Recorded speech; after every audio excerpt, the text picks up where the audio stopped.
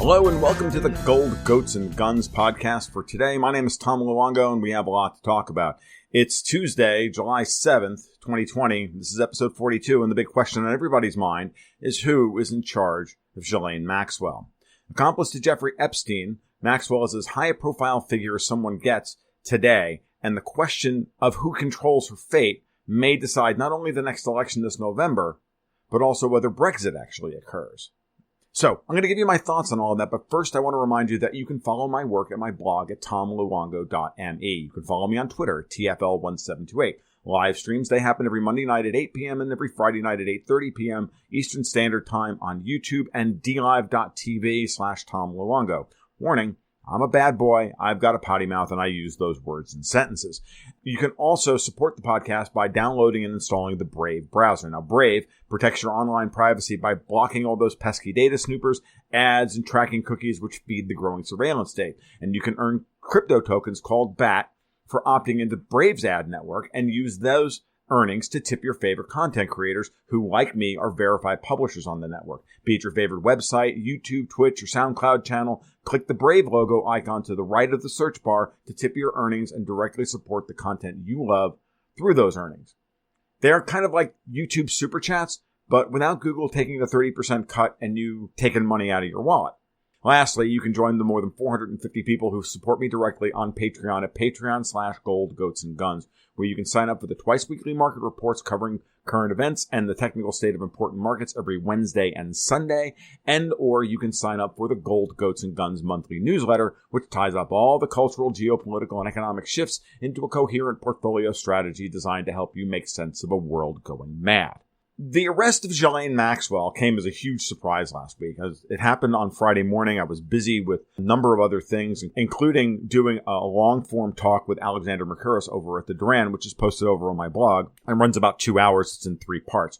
And we had our initial thoughts about this that morning, and they were very, very fragmented and kind of, they were what they were. But to review, because it's important that we kind of get some background on this, because this Maxwell's incredibly important because she ties in, of course, to Jeffrey Epstein, who died at Manhattan Correctional Center last summer after having been arrested after a raid from the Southern District of New York, attorney led by the U.S. Attorney Jeffrey Berman at the time. Epstein died under mysterious circumstances. Now, Maxwell, in my mind, is more the COO of the operation, while Epstein was the CEO of the operation. So he was the front of the operation, while she was actually the chief operating officer. She's the one that actually picked the targets and did all of the day-to-day background work necessary to build their blackmail network. Now, she is the daughter of British media mogul Robert Maxwell, who died under mysterious circumstances a long time ago.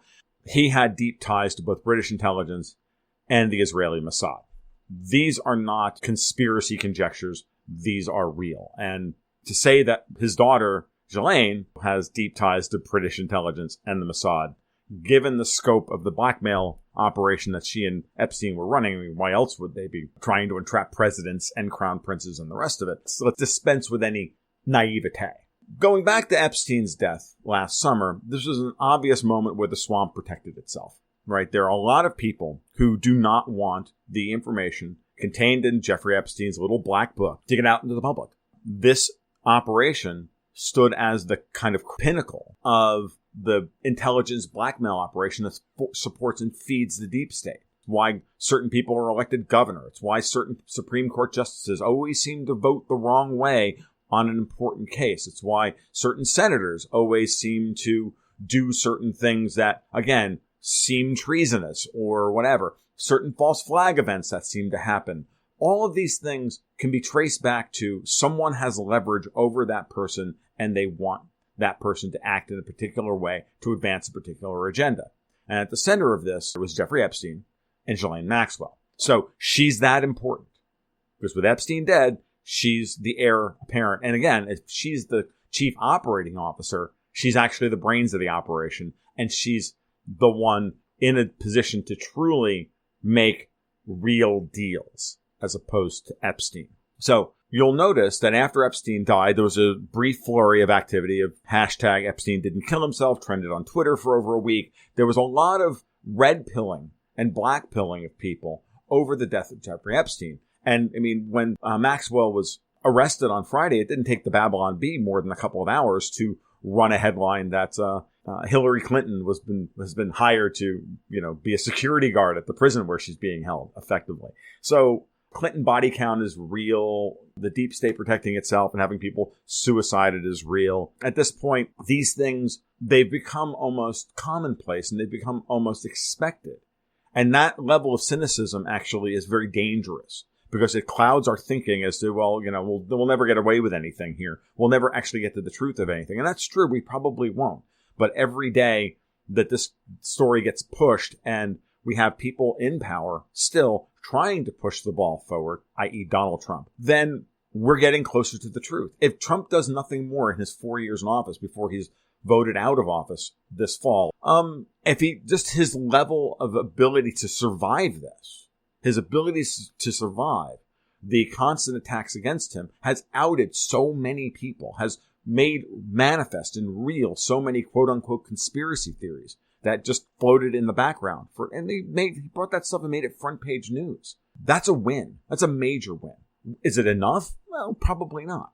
But it certainly helps the populist groundswell against the plan of the oligarchy that exists, the Davos crowd, whatever you want to call them. So that's important to remember. It's important to remember in all of our analysis on this. So after Epstein died and the weirdness died off, the story died off. And then we were handed COVID-19, the financial meltdown, race riots, Trump's impeachment, all of this stuff, right? Epstein's murder simply didn't rate ratings anymore because that's what the mainstream media does, they're the main way that the swamp protects itself. So these existential threats to humanity in the minds of the people, they trump all internal power plays. And I'll be honest with you, I'm one of those people. The Epstein story was dead and buried. It's now time to move on to the next thing and deal with what these things mean, right? I haven't talked about Epstein since, forever, really. And you take that one step further, most people don't even understand what the Epstein story is about, even superficially, beyond pedophilia, which is all the mainstream media wants to focus on, and the potential that certain high-level officials are pedos. Well, that's nice. Yeah, not Joe Biden, of course, even though he sniffs like 13-year-olds' hair and terrible and ugly person that he is. Poor impulse control should be tattooed on his forehead, for Christ's sake. Most people don't understand the Epstein story, even superficially. They don't even understand what I've just laid out in my introduction to this. And so now I'm going to go deeper into this, and it's going to sound even crazier to those same people. But that's fine. At some point, we put away childish things and we start looking at things the way they actually are as opposed to the way we want to see them. And that's something that, I stress here over and over and over again. Your naivete, I don't have time to subsidize. We in this business have to illuminate truth, even if that truth is very uncomfortable and, inconvenient. That's what this is about. I don't know that I have the truth about what's going on with Ghislaine Maxwell, but I am going to lay out a very plausible and important scenario surrounding her and what I think is the dominant problem here, the dominant issue. I don't know whether President Trump has control of her. I don't know whether the bad guys have control of her. What I do know is that all of these issues I'm about to outline bear on why both sides want control of her. And the question remains, is this another show trial or another show arrest that they can then sweep under the rug? Is this all kabuki theater? Or is this a real attempt by President Trump to drain the swamp? I think it is. I know other people in our circles do not. So let's dig in and let's talk about some things. All right. So a couple of background points. First things first. If Trump was actually guilty of something truly terrible on Pedo Island, he wouldn't be in power today. After Epstein died and they had control of the little black book and Berman was in charge of the U.S. Attorney's offices in the Southern District of New York, all that would have come out during the impeachment trial. He would have been impeached. He would no longer be in office. He would be disgraced. His family would be, tarred and feathered and dragged through the streets for everybody's amusement and everybody's vilification, without a doubt. Pedophilia is the one thing that you can't screw around with, triggers nearly everyone's disgust circuit. So from my perspective, that's the biggest piece of evidence that Trump is not the one trying to sweep Epstein under the rug. And everybody who's made that argument to me for over a year, I've just literally laughed in their face. I've lost patrons over this for laughing in their face about it, but it is what it is. Trump is motivated at this point in time under the attack, the level of attack that he's under, and the level of his polling numbers and all the rest of it. He is motivated to give his base a big prize. And that big prize is Hillary Clinton. And we all know that Hillary Clinton is tied into Epstein very, very deeply. Note that the Southern District of New York exists to protect the most powerful people in the world. That's where cases go to die. It's where crimes go to die. And they may pay a small fine, or some lower level functionary may go to jail, but nobody important is ever implicated. And no criminal like Ghislaine Maxwell ever stands trial so that we can ever get to discovery. All these things are short-circuited well before there's ever a discovery process in any lawsuit. They're settled out of court. The bank or the company pays a big fine. Somebody gets thrown off their boat. They get strangled in their cells. They commit suicide by tapping themselves in the back of the head twice with a nail gun. That kind of thing. That's what the Southern District of New York is for. Whatever happened to Anthony Weiner's laptop? What happened to all the information that was collected in the Epstein raid? The story has implications which attack the whole rotten edifice of U.S., British, and Israeli policy at every level. And the rise of the European Union. And Ghislaine Maxwell, like her father, Robert, were deeply linked to the Mossad and British intelligence. Little known fact, a lot of British aristocracy is Jewish. British foreign policy has been oriented towards Israel since the creation of Israel. Israel doesn't exist today without the Brits. Notice how all the false flags in Syria stopped once Boris Johnson came to power.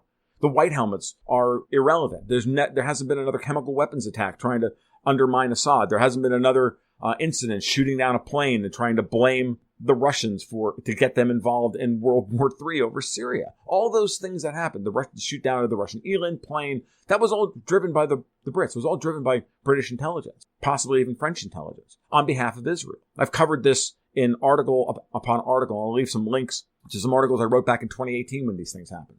But the false flags in Syria have stopped. Now they're just openly attacking targets in Syria because they can't create a shift in public opinion anymore. Assad, the dictator, narrative just doesn't work anymore. No one cares after 8 years of this. And now with Boris Johnson firing Chief Cabinet Secretary and National Security Director Mark Sedwill, was an enormous roadblock removed to the Prime Minister getting control of his own government, because Sedwill not only had deep ties to British intelligence, he was given both of those posts and those offices merged, and he was in charge of the civil service. He was more powerful than the Prime Minister. And he nearly scuttled Brexit behind the scenes while Boris Johnson was in the hospital. So Bojo feels comfortable enough in 10 Downing Street to fire Sedwill. Surprised that Boris isn't dead yet, because Sedwill was an important cog in maintaining the superstructure of protection against the very powerful, protecting the very powerful. So those are your background points. So let's get into what's going on with Trump and Attorney Jeffrey Berman. So Southern District of New York, U.S. Attorney Jeffrey Berman was fired 2 weeks ago by Bill Barr, or by Donald Trump, but he was attempted by Bill Barr, the Attorney General, to force him to resign. Berman said no, which forced Trump to fire him, which blocked any recess appointment to that office. So that was a clear attempt by Trump and Barr to install their person who's loyal to them as the U.S. Attorney for the Southern District of New York. Berman blocked that. Berman's been sitting on all of the open cases because he's prosecuting all the open cases, like the cases against Jeffrey Epstein. The most high profile of which is the one for Virginia Giuffre, who is accusing Prince Andrew of the UK of having had sex with her when she was 17. That has locked down all of the Epstein information obtained in the raid. There's no other standing indictment out there that would allow anybody to go grab that information until Maxwell was now indicted for similar crimes. So that information and that evidence can now be opened up and used in the indictment against Maxwell. Berman was sitting on all of that information. So Maxwell's arrest opens things up. And Audrey Strauss, who was Berman's hand-picked out of retirement assistant as U.S. Attorney for the Southern District of New York, is just as likely compromised as Berman was. And she was picked to be the insurance policy in case Berman got removed. Elevate Audrey Strauss. She's in the prime of her career. She's one of the prosecutors who worked on the Roy Cohn case. Roy Cohn was a mentor of Donald Trump. Remember, Donald Trump is no white knight here. He's a gangster just like the rest of these people. But he's our gangster. And to fight dragons, sometimes you need a dragon. It's just the way things are. To fight evil, sometimes you need somebody who's a little evil. And in wokenista culture right now, no one's allowed to be evil because everybody who's ever been evil for 5 minutes in their life needs to be taken outside and shot behind a chemical shed because we're in the middle of a cultural revolution. But I digress. But Strauss and Berman, there may be an Israeli angle here as well, right? And notice how Senator Chuck Schumer is saying nothing about any of this. because he's absolutely implicated. So, but this is where the story gets more interesting, because now that we have Berman actively pursuing Prince Andrew, trying to get him to come over here to testify to the FBI, and Prince Andrew saying no to this. This is Berman, and at the same time, Berman's only been going after Trump in order for the Washington Post and the New York Times and CNN to say, oh, Trump is just doing this because Berman's investigating him. Nothing to do with that. Bill Barr made that explicitly clear. What this was actually about, we found out a week later when they arrested Ghislaine Maxwell, because this is where the story gets interesting. Berman and company and the rest of them are trying to make the whole Epstein-Maxwell thing about Prince Andrew. They're trying to keep the story at the superficial level that this is about pedophilia at the highest levels in the corridors of power. He's a screw-up. There's no doubt about it. He's not in the line of succession. William is. However, at the same time, over the course of the last year, if you back up and you look at all the Brexit coverage that they've done, you'll realize that the Queen Elizabeth is back in play. When Donald Trump visited back in that last summer, right around the same time that Jeffrey Epstein was arrested, there was a meeting between Trump and the Queen. There was actually, I think, 2 meetings between them, right? And right after that, Boris Johnson signs a deal with Emmanuel Macron, making sure that Brexit's was going to happen on October 31st, and then they had to wait until actually they got the extension through to January 31st of this year, thanks to some last-minute wrangling by Labour. But Macron betrayed the EU because they didn't have any leverage left, because the Queen and Johnson were just saying flat out no, and they were just acting like UK sovereigntists. And at that point, the EU had no leverage.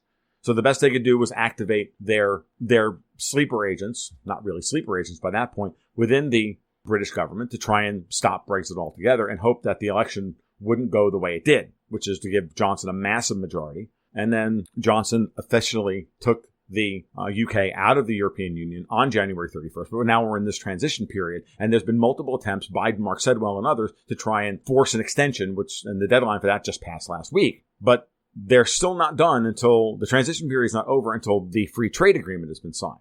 And so the last chance to stop Brexit is between now and December 31st. Queen Elizabeth has been backing this. And I fully believe that Trump and Boris Johnson and Queen Elizabeth are all in cahoots together to stop the EU from trying to destroy what's left of UK government legitimacy and the United States. The people who actually ran Epstein and Maxwell want the European Union to be the arbiter of values for the West. They want the center of power in the West to go from the the nominally elected American government to the unelected Politburo of the European Union. That's what they want.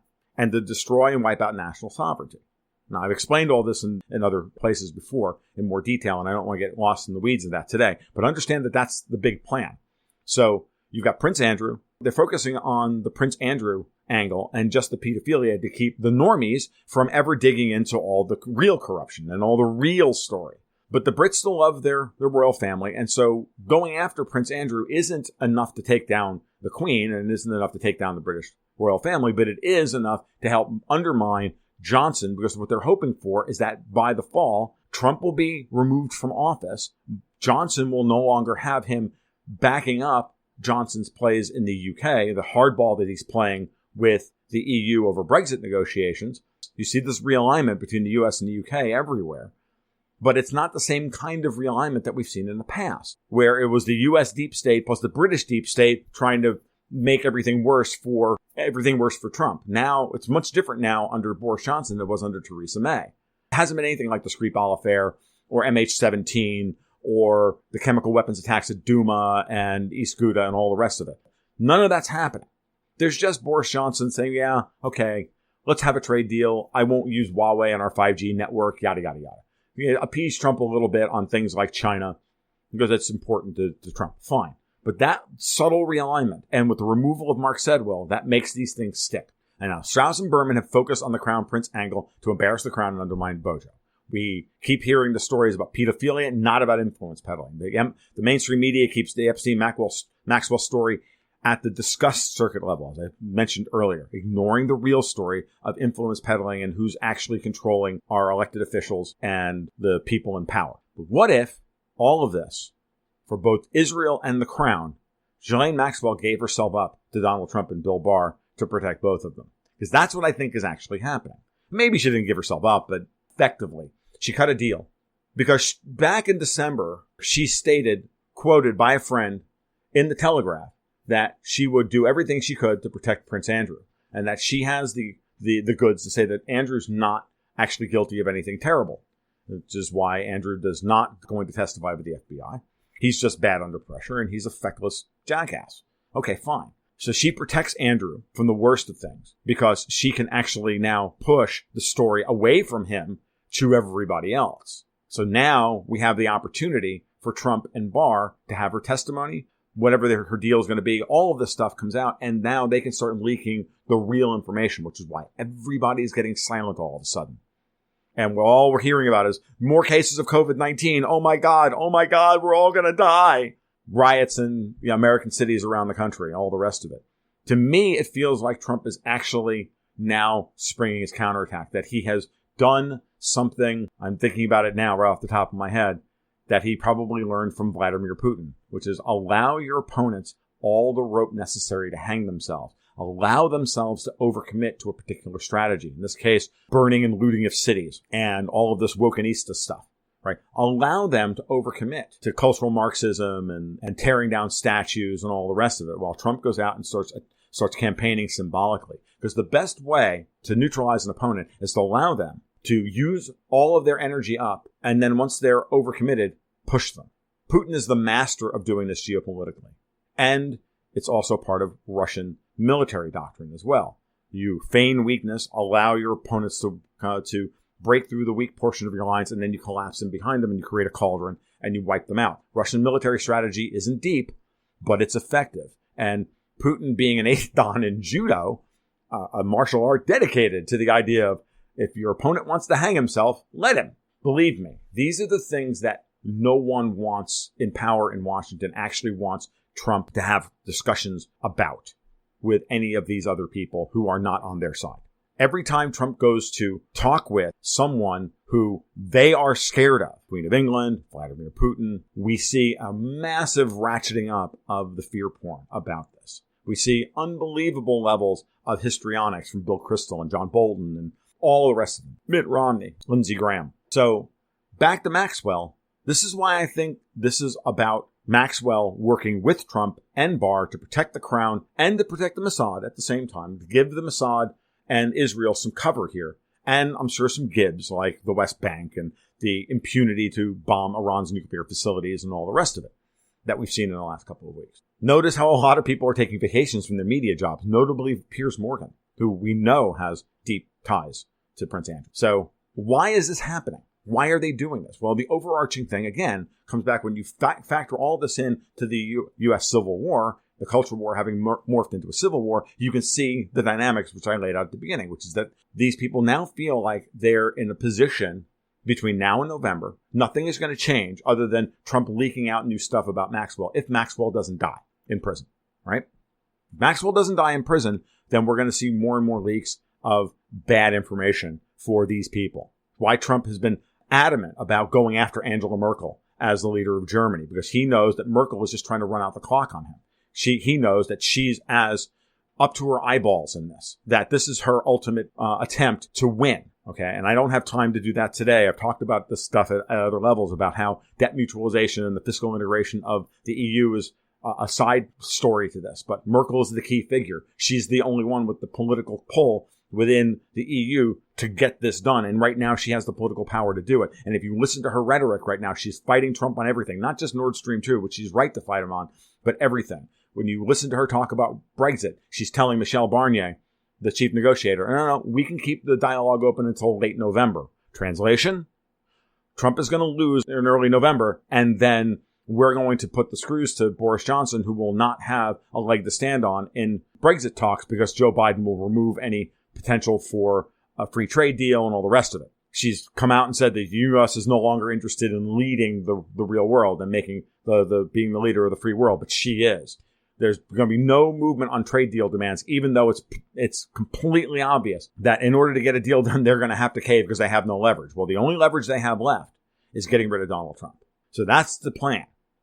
That's what's happening here. And Maxwell is the fly in the ointment. The overarching thing that we are fighting right now in the United States is the plan to scuttle Brexit by isolating Boris Johnson, remove Trump to protect the guilty, put the Queen back in her cage, force similar terms that on the UK that Theresa May signed off on in her terrible withdrawal agreement. With Trump gone, any opposition to the panopticon is removed, meaning the Google, Facebook surveillance state, Chinese-level surveillance state, which they're also building, that's removed as well. So who controls not only the panopticon, but Ghislaine Maxwell? So I'm arguing it's Donald Trump, but I was reading some stuff from Whitney Webb the other day, who I absolutely respect on this. And don't get me wrong, I'm invoking Whitney as the qualified oppositional voice or the qualified devil's advocate who's arguing that this is a mop-up operation because blackmail is all electronic now. And they don't need photos. They've got your porn records, right? They've got your browser history and all of your other information. They can get any information on you they want. They don't need people like Maxwell and Epstein to catch you and to entrap you into sleeping with someone, who they said was 19 but was actually 16, right? They don't get to do that anymore. The dead hooker alive boy test, none of us can pass it. Certainly in wokenista culture where one past transgression equals cancel. I agree with Whitney that that's the reality. The panopticon is real and the Big Brother is real. What I'm not sure I agree with is who's actually fighting against it. Her cynical read is that Trump is just as willing to be in charge of the panopticon as the rest of them. And maybe he is. And maybe after he takes all these people down, he'll be just as bad as everybody else. But I don't think so. I really don't. Because that just doesn't seem Donald Trump's style. It just doesn't scan. Donald Trump has a more developed discuss circuit than most of the other people that we're talking about here. It's why he threw Epstein out of Mar-a-Lago. It's why he testified against Epstein off the record in the sealed documents. Trump testified against Epstein. This is not the same thing. Trump ran for president because he was disgusted with where this country was going. I believe Trump's patriotism is real. I don't happen to agree with how it expresses itself, but that's not to question his patriotism. And he's willing to make whatever deal he has to do what he wants to do. That's where his amorality lies. So I can see him making a deal to give up the Palestinians in the West Bank in order to get Ghislaine Maxwell to take down Hillary and to take down Obama and take down the rest of these guys. I can see him making that deal in a heartbeat. I don't think Donald Trump loses one wink of sleep over making that deal. I think he sleeps like a baby once that deal's on the table for him. Okay. Does that make him morally reprehensible? Sure. But again, sometimes to fight dragons, you need a dragon. To fight evil, you need evil. Sometimes you need your Richard B. Riddick because some things in this world are worse than him. I don't see that he gains anything from ever having run for president if you take that cynical read of him. And for that reason, when you couple that with the sheer insanity of the attacks that are against him as of right now, they scream utter and complete desperation. The Lincoln Project, Liz Cheney, George W. Bush, Mitt Romney, even the treason of the GOP at the ground level. I'm hearing reports of ground level that the GOP is doing nothing to help Trump. They're not spending any money. They're not helping candidates, not doing anything because they don't actually want him to win because they're all compromised. The last thing they want is to see Epstein, the dirt that Epstein had on them, make the light of day. Do you really think Marco Rubio wants anybody to find out that, he's gay and they can't pass the dead hooker alive boy test either? He's controlled Oppo. He's completely controlled. That's the problem. That's where we are. So this level of histrionics and the raising of their attacks on Trump to this crescendo, which is they really are peaking at this point. They can't get much worse. I mean, they're literally burning cities in the United States and tumbling statues and arguing for defunding the police and all of this stuff, which is just crazy. It's not what most Americans want. It's not what 90% of Americans want. Even the most self-hating suburbanite Karen doesn't want that. Please. Not when they're confronted with it. None of this screams Trump helping to cover up the deep state's crimes. And this is where cynicism, and this is a general comment to everybody listening to my voice, cynicism after repeated losses to the deep state and to these people is easy.